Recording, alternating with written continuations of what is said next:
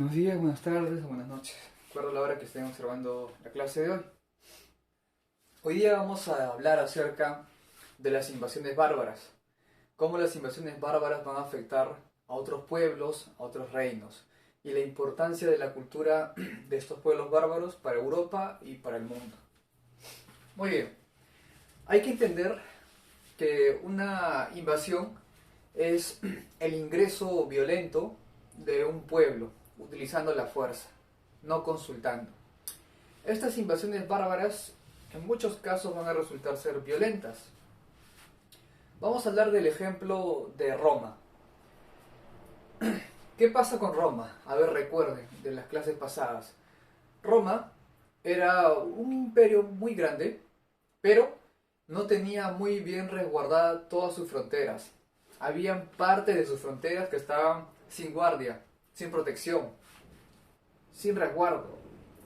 Es por esto que por estas zonas más vulnerables de la frontera romana llamada los limes, muy bien conocido como límites. Los limes son los límites romanos, o sea, la frontera romana. Esos limes no estaban bien resguardados. Es por este motivo que diversos pueblos bárbaros se van a acercar a esa línea fronteriza llamada los limes y se van a establecer entre el límite de Roma y otros pueblos. Antes de comenzar a explicar el proceso de las invasiones, tenemos que saber clasificar, saber identificar muy bien cuál es el origen de tal pueblo bárbaro. Por ejemplo, en Europa tenemos dos ramas. De estas dos ramas van a descender varias etnias. Estas dos grandes ramas van a ser la rama de los germanos y la rama de los eslavos. Pero los eslavos y los germanos descienden de un tronco principal. ¿Cuál es? Los indoeuropeos. Las etnias o los pueblos indoeuropeos. De esta rama, llamada la rama muy gruesa, el tronco, los indoeuropeos van a descender dos ramas, los germanos y los eslavos. Dentro de los germanos también tenemos a los godos. Por ejemplo, dentro de los germanos vamos a tener al pueblo de los francos, los anglos, los sajones, los lombardos, normandos. Y dentro de la subrama de los godos tenemos a los visigodos y ostrogodos. Ahora, la otra rama de los eslavos, ¿quiénes comprenden a los eslavos? Los checos, los serbios, los lituanos, los dacios y los dármatas. Mientras que en la parte asiática, ¿ya?, tenemos a una rama llamada de los tártaros mongoles. Dentro de los tártaros mongoles tenemos a los hunos, tenemos a los ávaros y tenemos a los alanos.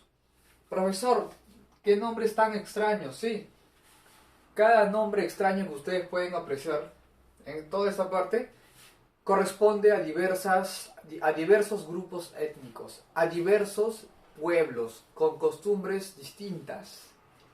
La única semejanza era su origen germano, su origen indoeuropeo. Cada pueblo tenía una historia y ciertas costumbres distintas. No se parecían, pero todos descendían de los germanos y de los eslavos. Muy bien. Las causas.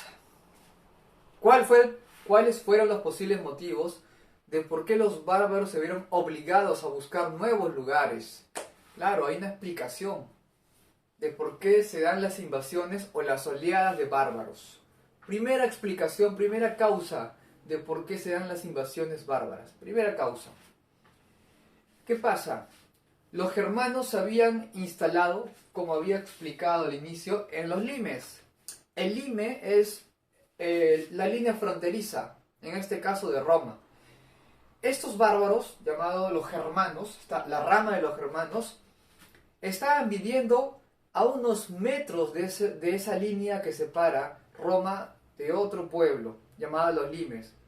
Vivían muy cerca de las fronteras de Roma, muy cerca. varios pueblos de origen germano comenzaron a vivir cerca a Roma, pero en sus límites. Al comienzo no pasaba nada. Pasaron los años y esta población fue aumentando.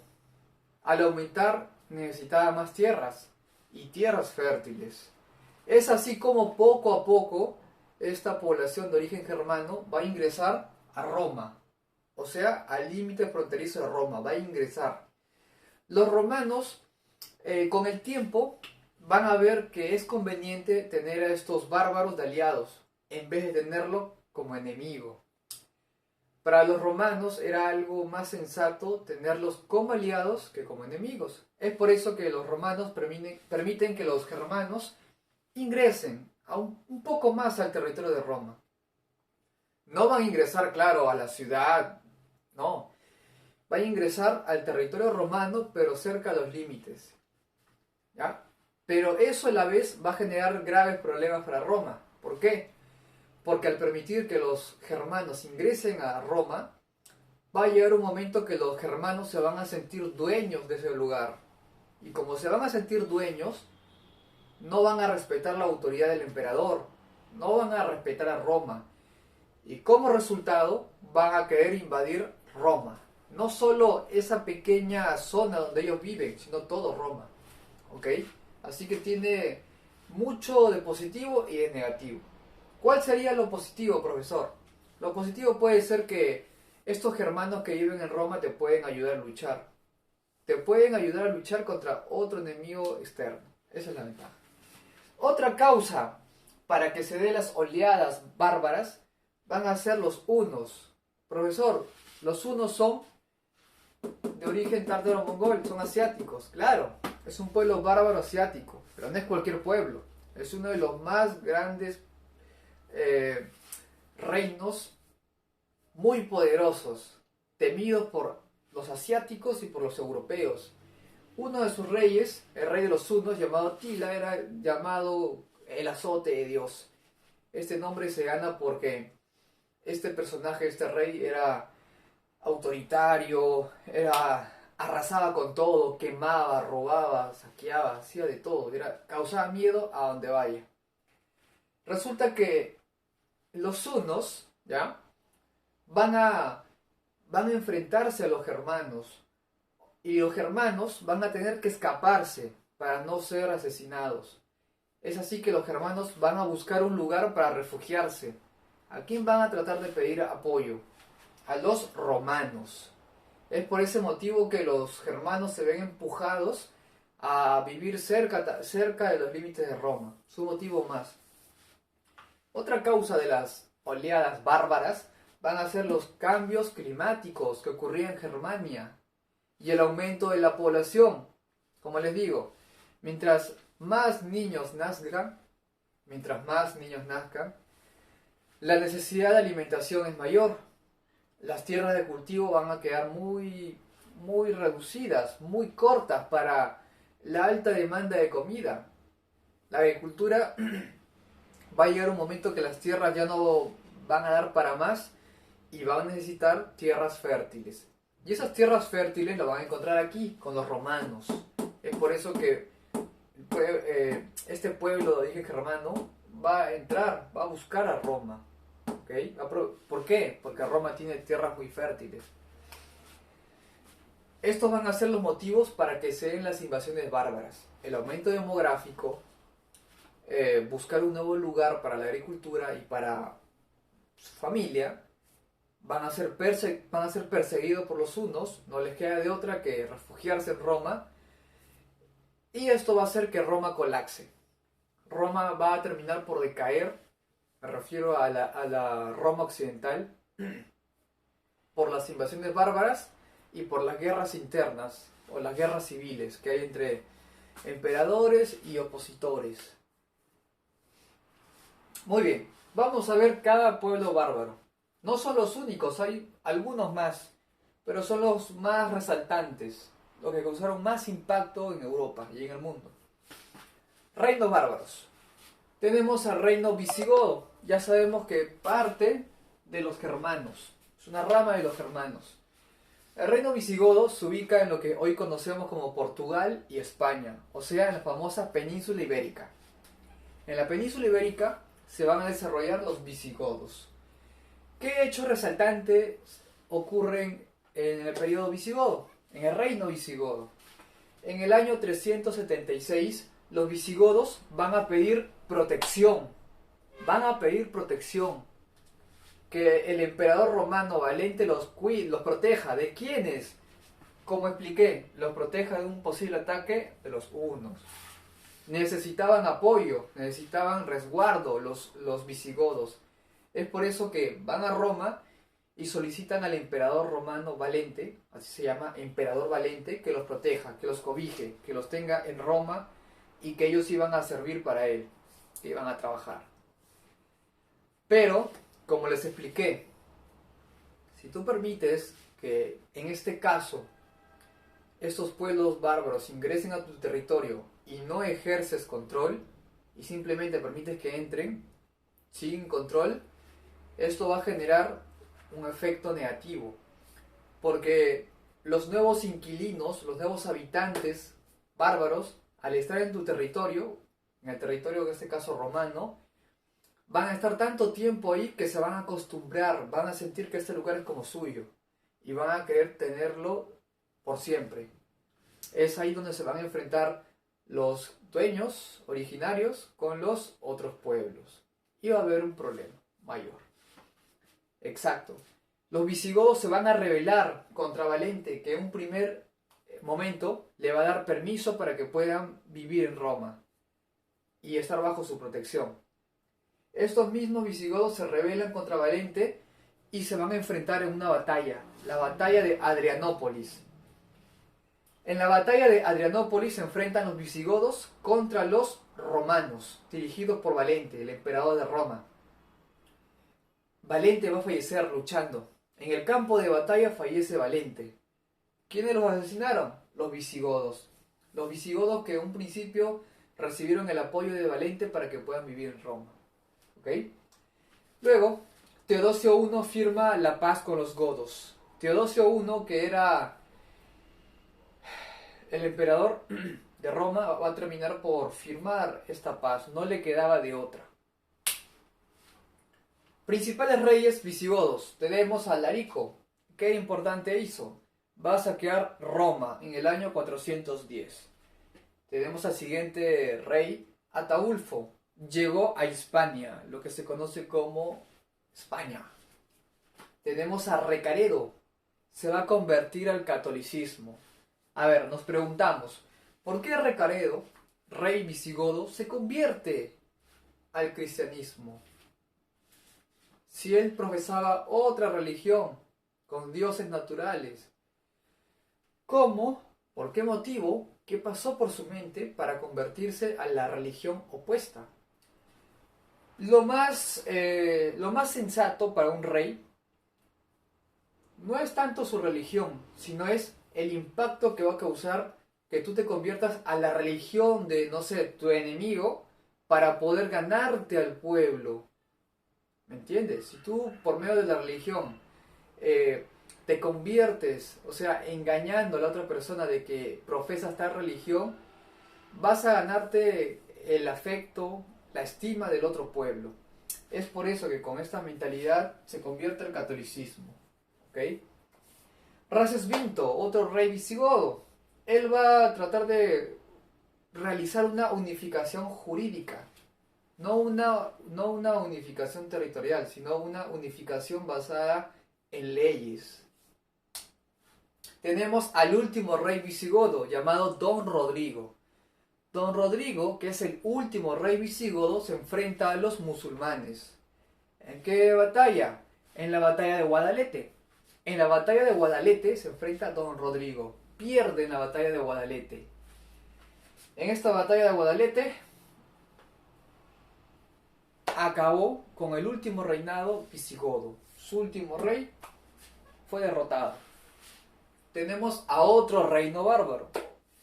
El reino ostrogodo se va a ubicar geográficamente en la península itálica, lo que hoy se conoce como Italia. ¿Qué hechos resaltantes ocurrieron en el gobierno de los ostrogodos? Teodorico invade Italia. Teodorico invade Italia y establece en Italia, en la península itálica, el reino ostrogodo. Desde ahí partimos. Va a favorecer la agricultura y el comercio. Actividades económicas muy importantes. Muy importantes. ¿Qué más va a hacer este rey? Va a permitir la libertad de credo. O sea, Teodorico va a decir, puedes profesar la religión católica y puedes profesar el arrianismo, que es otra religión. No hay problema, no va a haber ningún problema porque tú creas en un dios u otro. No hay problema. Cuando fallece Teodorico, ¿ya? El emperador Justiniano I, bizantino, envía a su ejército ¿para qué? Para que tome la península itálica, o sea, donde se había establecido el reino ostrogodo. A la muerte de Teodorico, Justiniano de Bizancio, ¿ya? Envía para que anexionen Italia a lo que es el imperio bizantino. El siguiente reino bárbaro va a ser el reino de los francos. Exacto, Franco. Profesor, Franco me suena a Francia, exactamente. Francia viene de Franco. ¿Quiénes son los francos? Un reino bárbaro. El reino franco se ubicó en las Galias, o sea, Francia, en las Galias, una zona en Francia. En Francia, para que puedan establecerse tienen que derrotar a un gran enemigo. Por si acaso, los reinos bárbaros no eran, como se dice, aliados. Habían enemigos. Entre los reinos había enemistad, habían luchas. ¿Ok? En el caso del reino franco, tenía un enemigo, que eran los visigodos. Para que se establezcan en esta zona de las Galias, tienen que derrotar a los visigodos. Los derrotan los francos derrotan a los visigodos y se pueden establecer sin ningún problema. Luego, ¿qué va a pasar? El reino franco va a ser unificado por Clodoveo, uno de sus más grandes reyes. Clodoveo va a fundar la famosa dinastía merovingia. ¿Qué hechos resaltantes tenemos con este rey? ¿Se va a enfrentar a quién? A Siagrio. Profesor, ¿quién es Siagrio? No entiendo. Siagrio era un romano, ¿ya? Se enfrenta a Siagrio y lo vence en la batalla de Soissons. Se enfrenta a los alamanes, que es otro reino bárbaro, y los derrota en la batalla de Tolbiac. También se va a enfrentar a los burgundios y los derrota en la batalla de Dijon. Por último, se va a enfrentar, como había explicado, a los visigodos y los derrota en la batalla de Bouillé. Clodoveo acepta convertirse al catolicismo. ¿Por qué? Puede ser por una estrategia política, una estrategia social, o puede ser porque su esposa también lo influenció. ¿Ya? Es por eso que un rey que practica otras religiones se convierte a la religión contraria. Puede ser para ganar seguidores, para no generar enemistad en el pueblo que va a ser invadido. Tenemos al reino anglosajón, pero aquí no se olviden que parte de dos pueblos, los anglos y los sajones. Antes de unificarse, antes de unificar a los reinos anglos y sajones, ¿qué pasaba? Era un conjunto de ciudades, ¿ya? Era un promedio de 7 ciudades. Las principales, Wessex, Essex, Sussex, entre otras. Kent, entre otras. Estos pueblos estaban separados, ¿ya? Los anglosajones, por si acaso, se establecieron en las Islas Británicas, lo que conocemos como Gran Bretaña. En todas estas islas británicas se establecieron los anglos y los sajones. Pero resulta que con Egberto de Wessex, ¿ya? Egberto de Wessex se encarga de unir a las 7 ciudades, a los 7 reinos, y los fusiona en uno solo. ¿Okay? Es ahí que aparece el reino anglosajón, Ya no los anglos por un lado y los sajones por otro lado, no. Lo que va a hacer Egberto de Wessex es unificar a los 7 reinos en uno solo, llamado el reino anglosajón, ya fusionado. Egberto de Wessex va a tener muchos problemas con diversos pueblos, pero va a aparecer el enemigo más peligroso, que es Guillermo I o Guillermo el Conquistador, ¿ya? Guillermo I era, recuerden la clase pasada, Guillermo I era normando. ¿Quiénes son los normandos? Otro pueblo de origen germano. Guillermo I, el conquistador, se enfrenta a Haroldo. ¿Quién es Haroldo? Descendiente de Egberto de Wessex. Se enfrenta a Haroldo y lo derrota. Y se hace con el poder del reino anglosajón. Que más adelante ya no se llamaría reino anglosajón, sino que aparecería por primera vez el nombre genérico de Inglaterra. Inglaterra, ya no reinos anglosajones. ¿Okay? Guillermo I es el primer rey de Inglaterra, tal como era de Inglaterra. Y por último tenemos al reino vándalo. El reino vándalo, su lugar donde se va a fundar la cultura, la ciudad, el reino, va a ser el norte de África. El norte de África va a servir del lugar que va a cobijar a los vándalos. Los vándalos van a tener un rey llamado Genserico. Genserico va a invadir Cartago. Profesor, Cartago, me suena ese nombre. ¿Dónde queda Cartago? Cartago era, ¿ya? Parte de la cultura fenicia. Recuerden, luego fue tomada por los asirios y luego por los romanos y luego por Macedonia. O sea, Cartago pasó de mano en mano, ¿ya?